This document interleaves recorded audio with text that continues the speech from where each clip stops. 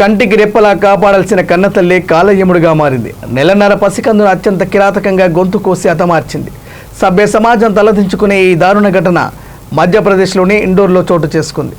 నిందితురాలు తీవ్రమైన డిప్రెషన్తో బాధపడుతున్న కారణంగానే ఈ ఘాతుకానికి పాల్పడి ఉండవచ్చని పోలీసులు ప్రాథమికంగా అనుమానిస్తున్నారు.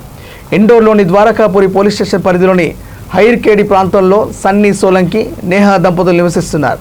వీరికి 45 రోజుల కుమారుడు ప్రియాంశు ఉన్నాడు. గురువారం ఇంట్లో ఉన్న నేహ పదునైన ఆయుధంతో పసికందు గొంతు కోసి చంపేసింది.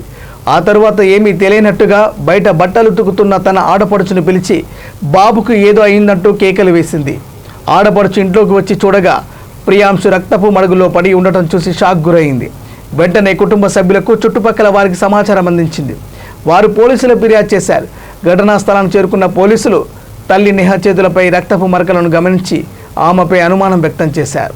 విచారణలో ఆమె తన నేరాన్ని అంగీకరించింది. ప్రాథమిక దర్యాప్తు ప్రకారం తల్లి నేహ డిప్రెషన్లో ఉన్నట్టు తెలుస్తుంది.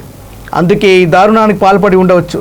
నిందితురాల్ని అరెస్ట్ చేసి సెక్షన్ 103 కింద కేసు నమోదు చేశామని అదనపు డీసీపీ విశేష్ అగర్వాల్ మీడియాకు తెలిపారు.